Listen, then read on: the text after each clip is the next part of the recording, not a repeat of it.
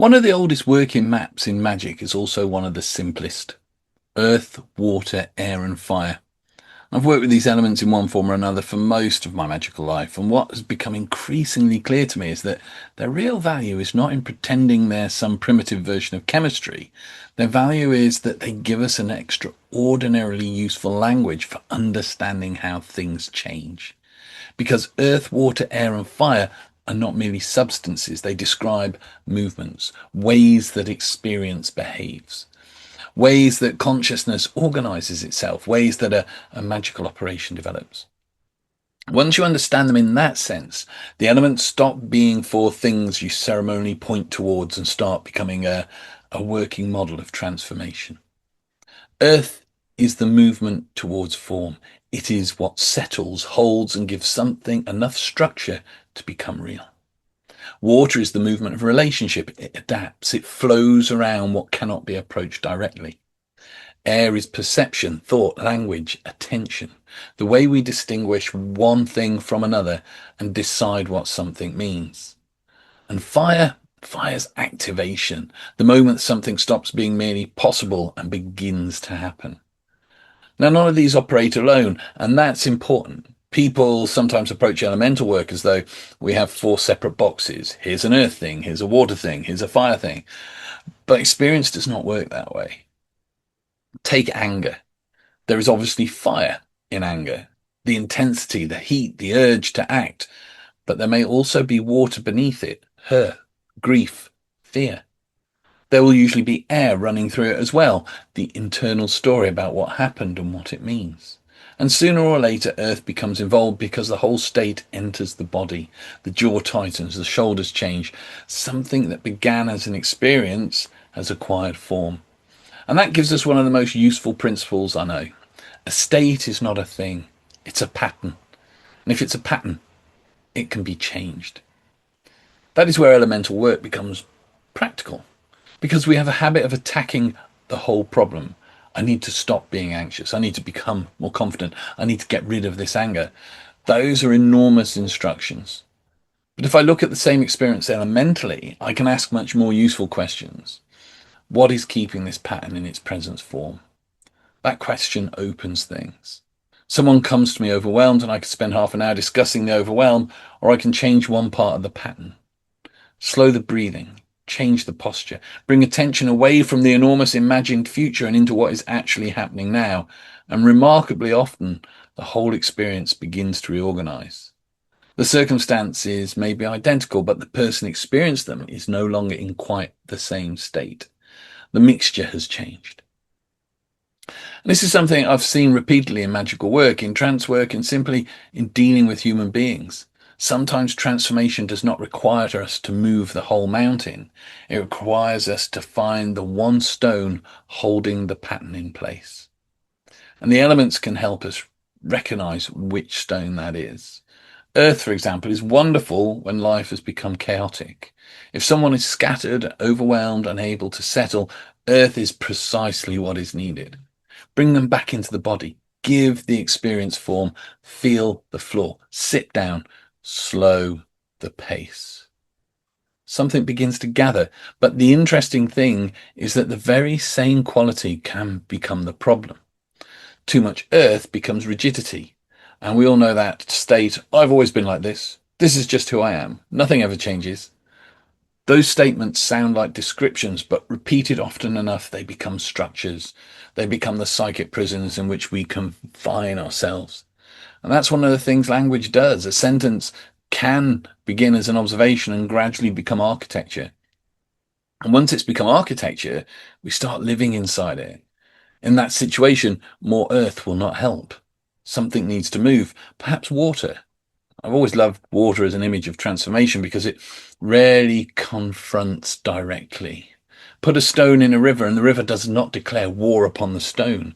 It moves around it, and given enough time, it changes it. And there's wisdom in that. We sometimes approach ourselves with tremendous violence. This part of me has to go. In the journey of the great work, I need to eliminate this feeling. I need to break this pattern. Perhaps. But often a rigid pattern changes more easily when something's allowed to flow through it rather than when we attack it head on. Emotion itself behave like this. Feelings move. That's what they naturally do. They rise, they change, and they pass. And the difficulty often begins when something prevents the movement. And one of the things that can hold feeling in place for years is air. The story, the interpretation, the meaning we gave to what happened. That meaning can become more enduring than the original event. I've seen people carrying an interpretation created decades earlier as though it were a law of nature. Something happened when they were young, and quite understandably, they decided what it meant. I'm not good enough. People leave. I can't trust myself. And then years passed, and the child becomes an adult, and the circumstances change, but the old meaning remains. That is air becoming fixed. And one of the most powerful things we can ever discover is that meaning is not the same as fact. Something happened, that is fact. What it came to mean is interpretation, and interpretation can change. Not by denying the past, not by pretending pain was wonderful, but because the person looking back now possesses resources that the person living through it then did not have. The story was written by an earlier version of you. You're allowed to edit it. And that's a very old magical idea in modern clothing. Change the name of something and you change your relationship with it. Change the image and you change what it evokes. Change the frame and possibilities appear that were invisible before. Air moves and the rest of the pattern responds. But eventually there comes a point where understanding's not enough, and this is where fire matters. I've known things for years before doing anything about them. Most of us have. We can understand perfectly well that something is unhealthy, but we keep doing it. We can describe the pattern intelligently. We can even advise somebody else magnificently on what they should do if they were in our position, and then continue exactly as we did before. You see it with people that smoke. I know it's bad for me. I know it's going to kill me. You shouldn't do that, but I'm going to carry on. Because understanding is not activation. At some point, fire has to enter. Something has to become alive enough to move. Sometimes fire arrives as inspiration, sometimes as desire, sometimes as that quiet but absolute moment when something inside simply says, enough, and the pattern breaks. But fire, like, excuse me, every element needs relationship with others. Uncontained fire destroys. The desire to transform can become the desire to burn down everything we've built. We all had those moments. A new idea arrives and suddenly the entire existing life looks intolerably old. And perhaps sometimes that destruction is necessary, but sometimes we need to let the flames settle long enough to discover whether we genuinely require a new life or merely a decent night's sleep. The elemental model teaches balance, not balance in the rather bland sense of keeping everything politely even, living balance, responsive balance, the ability to recognize what this moment requires. And I think that is far more interesting than attempting to become permanently grounded or permanently flowing or permanently fiery. Nothing alive remains permanently anything. The art is responsiveness, knowing when to hold and when to move, knowing when a wider perspective is required, and knowing when the time for thinking is finished and action is needed. I always say I'll take these in one take, and I forgot to turn my phone off. Anyway, that's why I still work with these ancient elemental images. They simplify without making things simplistic. If something in my own life's not moving, I can look at it and ask what quality has become dominant. Perhaps I've thought about it for so long that the whole thing is air. Another hour of thinking will probably produce nothing except slightly more sophisticated confusion. Perhaps I need to act, or perhaps the opposite's true. Perhaps everything is fire, reaction, urgency, trying to fix something immediately. And the most magical thing I can do is stop long enough for the heat to fall. You begin to recognize these things through practice, and then the elements stop being ideas, they become perception. That, for me, is when any magical teaching becomes valuable. Not when you can recite it, but when you start seeing through it. The world looks different. You notice when a room has become heavy. You notice when a conversation has lost movement. You notice when somebody needs space rather than another answer. And you notice these things in yourself. Doesn't make you omniscient. It simply gives you another way of listening. And magical work, as I understand it, involves a tremendous amount of listening, not merely listening for voices from unseen realms, listening to the pattern. What is actually happening here? That question saves an enormous amount of wasted effort because we often know what we want before we understand what the situation needs. We want movement, so we add fire, but perhaps the pattern cannot move yet because it has no foundation. It needs earth first. We can't calm. No, blah. We want calm, so we try to suppress the emotion. Perhaps the water needs somewhere safe to flow, and this is where the physical elements themselves become enormously useful.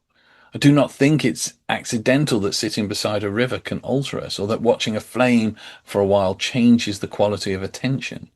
The conscious mind may say, this is simply water moving over the stones. Yeah, quite right. But another part of us experiences movement, continuity, release, and that part does not need a philosophical explanation. The body understands symbols beautifully. And that's why ritual has always been embodied. You can explain an ending intellectually, or you can place something into a flame and watch it cease to have the form it possessed before. Those are not the same experience. The act communicates below language. That does not mean the fire literally removed the past. It means you entered into a relationship with transformation through something that actually transforms. The outer event and the inner event speak to one another. That is magic. At least that's a large part of how I've come to understand it. We use the visible world to enter into relationship with movements that are difficult to grasp directly. The flame outside speaks to the fire within. Moving water gives form to something in us that needs movement. Earth reminds the body what solidity feels like, and air sometimes simply stepping outside and allowing the wind across your face can create a sense of space that no amount of sitting indoors thinking about space quite manages. The symbols work because they're experienced, and repeated experience deepens the relationship, which is why I'd always encourage people to work with elemental ideas rather than simply learn correspondences. Knowing that fire corresponds to this direction, that color is useful within a particular system, but the deeper work is sitting with fire, watching it, feeling its heat, seeing what happens to what you place within it, understanding what fire actually does. Because eventually the symbol ceases to be theoretical. You know it differently. And perhaps that is true of all magical knowledge. There is knowing about something, and there is knowing it. One comes from information, the other comes from relationship. And relationship takes time. One of the deepest lessons I've learned from elemental work is that nothing remains in a single state. I mean, that should be obvious, but emotionally, we forget it constantly. When we're frightened, fear feels like permanent. When life becomes difficult, the difficulty feels as though it's become the new structure of reality. When we become stuck, we imagine ourselves as a stuck person, but fire changes. Water moves, air passes, even earth, which looks so wonderfully permanent, is always changing beneath our feet. Everything is process, and we are process too. Does not mean every difficulty disappears if we think positively. Life is far more substantial than that, but it does mean the state from which we meet life is capable of movement, and that's enormously hopeful, because perhaps transformation need not begin with how do I change my whole life. The great work isn't like how do I make this thing change all of a sudden. Perhaps a better question is what needs to change in the mix? Do I need a little bit more earth? Enough steadiness to stop everything scattering? A movement of water around something that's become rigid? A breath of air that allows another interpretation? Or that spark of fire that finally turns understanding into action? One small change. And then watch what reorganizes around it. And nature works like this constantly. A slight change in temperature and ice becomes water. A little more heat and water becomes vapor. The substance has not been attacked. The conditions changed and the state followed. And I find that extraordinary, beautiful principle because it suggests another way of approaching ourselves. Less warfare, more understanding of conditions. Instead of asking, what is wrong with me? Perhaps, what conditions keep producing this state? And what might happen if one of these conditions changed? It's a much kinder question. It's also often a much more effective one. It brings us back to what I think elemental magic is really teaching. Not that the world is literally made of four things, he says, showing eight fingers, four things, but that reality is relational. States emerge from conditions, patterns emerge from relationships. Change the relationship and the pattern can change. The magician learns to recognize those patterns and participate intelligently in their movement, not controlling everything, not forcing life into obedience, working with what is already there. And that's why the elements remain useful after thousands of years. They're not relics of bad science. They're a language of transformation. And once you learn to speak that language, you begin hearing it everywhere, in the landscape, in ritual, in other people, and perhaps most importantly, in yourself. You begin noticing where something is asking to move, where something needs form, where more thought will help, and where thought has already done everything it can. And gradually, almost without realizing it, you can become more responsive to your own life. That for me is the real work. Not mastering earth, water, air, and fire, learning what they teach us about change. Because everything moves, everything becomes. And however solid the present moment may feel, the elements remind us of something worth remembering. No state is the final state. And therefore, there is always something and somewhere for the magic to enter. Hope you enjoyed today's Saturday Grove and food for thought. Do comment below and do, if you're not doing already, subscribe, follow, whatever it is you do to make sure you get all the videos as they appear. Much love, many blessings, and I will see you again on the next Saturday Grove. Just remember, once we hit 100 followers on the YouTube channel, we're going to start doing some live stuff as well. Be great to see you there. Take care.